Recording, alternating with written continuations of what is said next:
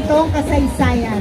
Noong unang panahon, ang malalawak na tubuhan ang nagsilbing puso ng kabuhayan ng mga tao rito. Sa bawat pag-usbong ng araw, makikita ang mga magsasakang buong sipag na nag-aararo at nag-aani ng tubo. Tanda ng kanilang dedikasyon upang mabigyan ng magandang buhay ang kanilang mga pamilya. Ang matatabang lupa at pasasaganang ani ay naging daan upang makilalang lugar bilang isa sa mga umuunlad na pamayanan sa paligid ng Binyan. Habang lumilipas ang panahon, kasabay ng pagunlad ng ekonomiya at pamumuhay, unti-unting nagbago ang anyo ng lugar. Ang dating tahimik na tubuhan ay napalitan ng mga kabahayan, paaralan, negosyo at mga proyektong nagbibigay ng mas mabilis na oportunidad sa mga mamamayan. Ngunit sa kabila ng modernisasyon, hindi kailanman nawala ang pagpapahalaga ng komunidad sa kanilang pinagmulan. Patuloy nilang malaki ang kanilang kasaysayan bilang isang bayang umusbong mula sa simpleng agrikultura tungo sa pagiging isang masigla at unlad. Sa kasalukuyan ng barangay ay kinikilala bilang isang maayos, mapayapa at progresibong komunidad. Ang pagkakaisa ng mga residente, aktibong pakikinahok sa mga programa ng pamahalaan at pagtutulungan sa panahon ng pangangailangan ang ilan sa mga dahilan kung bakit patuloy itong umuunlad. Makikita rin dito ang pagpapahalaga sa edukasyon, kultura at tradisyon na siya nagpapatibay sa identidad ng lugar. Higit sa lahat, ang barangay ay sumisimbolo sa kwento ng tagumpay. Isang paalala na ang sipag, tiyaga at pagkakaisa ng mamamayan ay kaya magdala na isang simpleng pamayanan mula sa mayamang tubuhan tungo sa isang masaganang komunidad na puno ng pangarap at pag-asa para sa hinaharap. Mula sa Barangay Binyan. Siyempre, ang susunod na barangay naman ay mula sa aking mahal na barangay, ang Barangay Platero!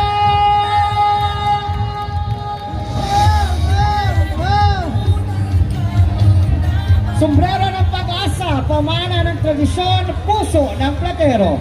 Sa bawat liwanag na nagbibigay ningning sa gabi, sa bawat dekorasyong maingat na inilalagay, at sa bawat detalye ng obrang ito, buhay na buhay ang puso at kaluluwa ng Barangay Platero. Ang engraved float ng Sombrero Festival para sa Puto Latik, Festival Landfall Competition ay hindi lamang isang simple presentasyon ng sining. Ito ay simbolo ng kultura, tradisyon, pagkakaisa at pagmamahal ng mamamayan sa kanilang pinagmulan. Ang disenyo ng float ay sumasailalim sa makulay na pamumuhay ng mga Binyanense at sa simpleng buhay na puno ng sipag, tiyaga at bayanihan. Tampok dito ang tradisyonal na kubo, palayok, mga sombrero at mga ani na kumakatawan ng kasipagan ng bawat mamamayan ng Platero. Ang mga elementong ito ay hindi lamang dekorasyon, kundi paalala ng mayamang kultura at pamana ng patuloy na ipinagmamalaki ng barangay. May kita rin sa float ang makulay na ilaw na tila nagbibigay buhay sa buong obra. Ang bawat sinag dito ay sumisimbolo sa pag-asa ng pangarap ng komunidad, mga pangarap na sabay-sabay na binubuo ng bawat taong tumulong upang may sakamparan ang napakagandang presentasyong ito. Kasama ang kanilang kapitan, Kapitan Jun Aurelio! Hi, Kadaddy ka! Ang pangunahing simbolo ng float, ang sombrero ay kumakatawan sa pagkakakilanlan na Platero. Pwede ako isang... Ito ay kumakatawan sa kanilang Platero, sumisimbolo ng sipag ng mga gawa, proteksyon ng mga pamilyang Pilipino at tanda ng dignidad ng bawat taong nagsusumikap para sa kinabukasan. Dan Paul, asan na? Habang nakataas at buong pagmamalaking ipinapakita, Dan Paul, andito ako, ang mga sombrero sa float. Ipinapakita rin ito ang taas na pagmamahal ng mga taga-Platero sa kanilang kultura.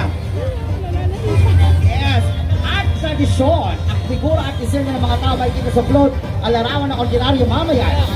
Mga taong patuloy na lumalaban na ang arap ng tutulungan upang maiangat ang kanilang komunidad. Ipinapakita nito ang tunay na ganda ng isang barangay ay hindi lamang nasukat sa dekorasyon, kundi sa pagkakaisa at pagmamahalan ng taong bumubuo rito. Napakaganda ng sekretary ng Barangay Platero. Hindi naging madali ang pagbubuo ng obrang ito. Ito ay bunga ng mahabang oras ng paghahanda, pagod, pagpupuyat at walang sawang pagtutulungan ng bawat membro ng komunidad. Mula sa mga artistang nagdisenyo ng mga taong gumawa ng dekorasyon, mga kabataang tumulong mag-ayos, hanggang sa mga opisyal na walang sawang suporta. Lahat ay nagkakaisa upang maipakita ang pinakamahusay na bersyon ng Barangay Platero. Sombrero Festival, Barangay Platero! Yay!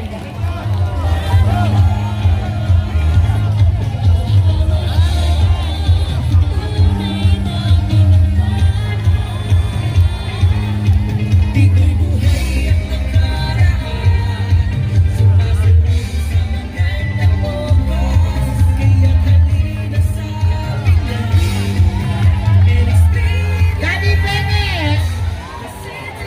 Ang layo. Dahil ko sombrero.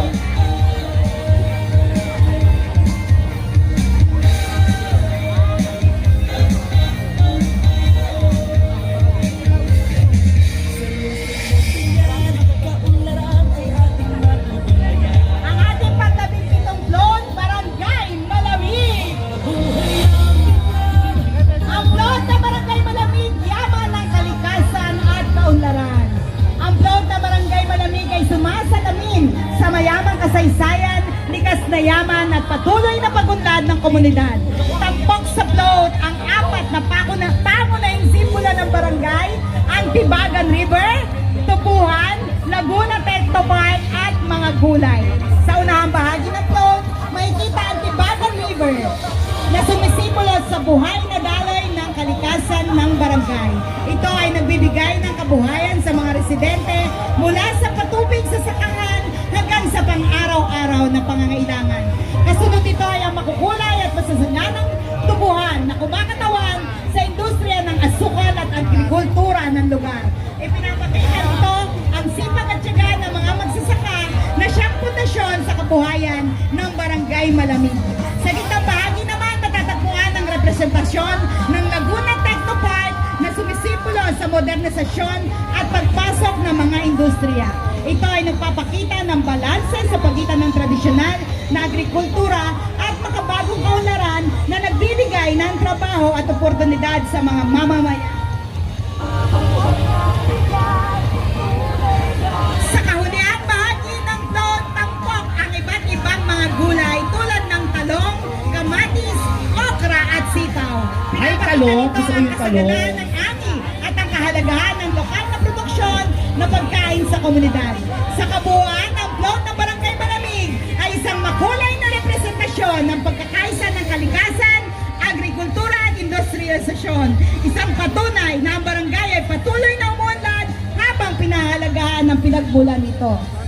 Barangay Malamig. At ang susunod naman, kasama ang sex bomb ng Barangay Mamplasan! Yay! Taray! Ang mga sex bomb girls ng panahon Wow! ng himagsikan. O, pak! Go, mother! Huwag kayong mag-alala dahil si Consible na. Ay! May tinapay! Si Consible na ang bahala sa inyong amlodipin. Barangay Mamplasan, mula sa kasaysayan tungo sa makabagong kaunlaran. Sa unahang bahagi ng float ay makikita ang mga simbolo ng lungsod ng Binyan na sumasalamin sa mayamang kasaysayan at kultura ng lungsod. Habang papunta sa gitna, isinasalaysay ang pag-usbong ng Barangay Mamplasan mula sa payak na pamayanan tungo sa isang moderno at maunlad na komunidad. Kasama ang ating Kapitana Evelyn Dictican. Nakatayo sa sentro ang bagong barangay hall bilang simbolo ng matatag na pamumuno at serbisyong may malasakit. Kasama ang ina ng Barangay Mamplasan, si Kapitana Evelyn Dictican na nagsisibing gabay sa patuloy na pag-unlad ng komunidad. Nakapalibot dito ang Calax na sumisimbolo sa tuloy-tuloy ng progreso at mas malawak na oportunidad para sa mamamayan. Bahagi rin ng disenyo ang barangay garden na may wall fountain, kubo at mga hardin bilang simbolo ng masaganang pinagmulan ng barangay. Tampok din ang mga mananayaw na naglalatik at ang mga gumagawa ng sikat na puto binyan na nagpapakita ng kultura, kasipagan at tradisyong ipinagmamalaki ng Mamplasan. Makikita rin ang Gardenia Bakery Philippines kasama ang mga gawang gumagawa ng tinapay bilang simbolo ng industriya at hanap buhay. Sa nakunang bahagi naman ay ang float na matatagpuan ng liip at pin-offer sa iba't ibang establishmento na sumasalamin sa patuloy na modernisasyon at pagunlad ng Barangay Mamplasan. Ang lunch float na ito ay isang buhay na kwento ng kasaysayan, kultura at pagkakaisa. Patuloy na ang Barangay Maplasan ay patuloy na umangat tungo sa mga bagong kaunlaran. Ang Barangay Maplasan!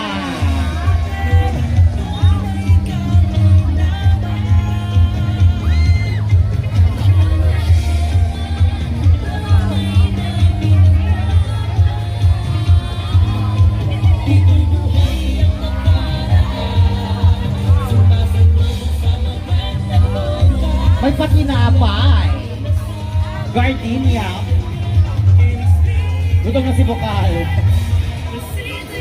Ay, Kapitana Evelyn Dikdikan at kasama ang mga nagagandahan natin dito, Miss Binian. At ngayon, matutuloyan natin ang lantod ng Barangay Santo Niño.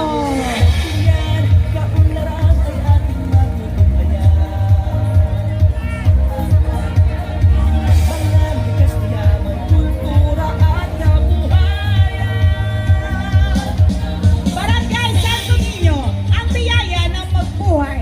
Makikita sa unang bahagi ng animoy tumpok ng iba't ibang uri ng kalakal na binabagsak sa sentro ng binyag.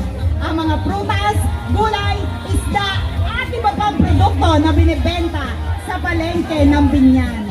Ang mga puto kakanin at iba't ibang mga disenyo tulad ng mga pagkakinanlan ng aming bayan ay makikita rin dito. Ang trolley naman na nasa ibabaw na bahagi na sakay-sakay ang aming kapitan at ang kanyang may bahay ay simbolo ng kasipagan at pagtsatsaga na ang bawat pawis sa pagpadyak at sa mga barya na kinikita dito ay katumbas ng buhay ng isang buong pamilya. Ito ay nagsasalba sa pang-araw-araw nilang pamumuhay. Dahil sa kasipagan, pagtsatsaga at pananampalataya, nabuo ang konsepto dala ang pag-ibig sa bawat habi ng pagsasalansa ng mga bagay na kinabit sa landlord na ito. At ito rin ay isang pasasalamat at papuri sa patron San Isidro Labrador. Gayon din sa mga namumuno sa lungsod ng Binyan. Ito'y likha mula sa Barangay Santo Niño. At kasama din si Kapitan Dennis Hernandez at si Kapitana Barangay Santo Niño!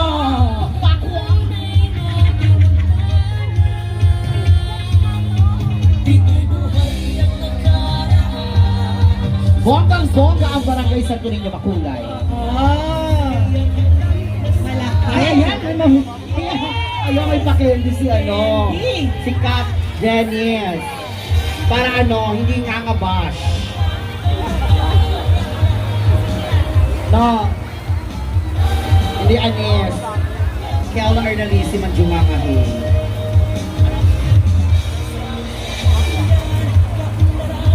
Siyempre, nandiyan sa gilid, nasa gilid natin ng Glitz Apparel and Souvenirs. Gusto mo magkaroon ng t-shirt? Diyan, sa gilid. I-promote mo ang Glitz Apparel and Souvenirs. Okay, Ano bang size mo? Medium! Andyan si Uma. Uma Andong. Dala bahala. Saka si Boss Gang. Yan! Yes. T-shirt daw natin. Binigyan niya kami ng t-shirt. Ay, ito meron na? Meron na. Ay, dapat meron din ako! Susunod mo sa program ko! Dapat bigyan mo rin ng t-shirt sila Mayor, sila VM. Lahat ng city official. Salamat Kapitan Dennis, Barangay Santo Niño. Yan. At eto na! Dumarating na! Eto, bet na bet mo to. Dahil barangay mo to. Siyempre! Ang Barangay De La Paz! Siyempre sa pangunguna ng aming kapitan, Kapitan Gino Hernandez Kiko! Kasama din ang buong sangguniang barangay. Ayan si Konsi Ma. Konsyala Pritzi Almasora, Konsihal Ma. Konsyala Rene Onofre, Rene andyan. Onofre, ayan. Sino pa? Bonggang-bongga Diba? Andun na ang ating secretary. Kasama ang mga Kasama ang mga lolo't lola magigiting natin. ng aking kuya. Ang mga Zumba ladies. Yung mga kabats mo, hindi mo sinamahan. Andiyan na siyempre ang mga karakol ng aking mga kaedad. Siyempre, Parang mukha akong bata. ang De La Paz, biyayang nilapat ng pagmamahal. Ang float na ito ay isang masining na salaysay ng puso ng Barangay De La Paz. Ginubog ng kasaysayan, pinagyaman ng pananampalataya at pinatatag ng sama-samang pagsisikap ng mamayan. Sa harapan nito ay matatagpuan ang arko ng De La Paz na sumisimbolo sa bukas palad na pagtanggap, pagkakaisa at patuloy na pag-asa ng komunidad. Sa unahan ay makikita ang 24 na butil ng palay, 24 dapat bilangin mo. Na kumakatawan sa 24 na progresibong barangay ng lungsod ng Binian. Mga pamayanang sama-sama umuulat at nakakaisa sa iisang layunin. Sa gitnang bahagi ay nangingibawa ang debosyon sa mahal na Birhen de la Paz, ang Reyna ng Binyan, ang rosang matimtiman na gumagabay at bukal ng biyaya ng pamayanan. Kalakip nito ang nakaluhod na batang si Rizal na sumasagisag sa kanyang malalim na debosyon sa mahal na Birhen de la Paz noong kanyang kabataan. Bilang isang tapat na deboto, ipinapakita nito ang ugnayan ng pananampalataya, kabataan at makabayang kamalayang humubog sa kanyang pagkatao. Ang kabuuan na float ay inanyo ang parang dambuhan ng tsinelas, isang sagisag na pangunahing kabuhayan at talento ng barangay.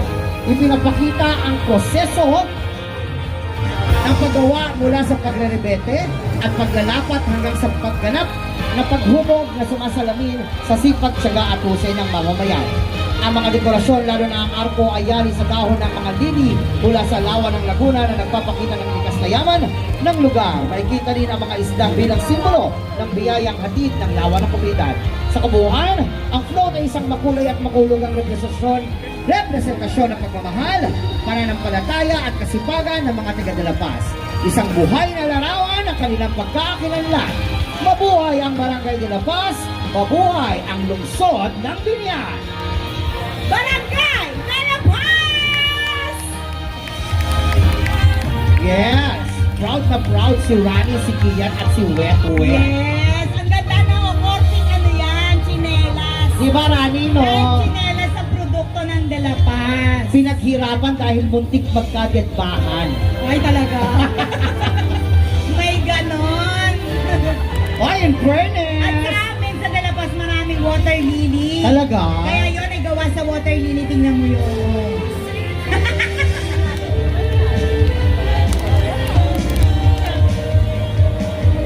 Oo, parang gusto ko magpagawa ng tsinelas. Yan! Yan, pakuha nga yung size ko. Yan!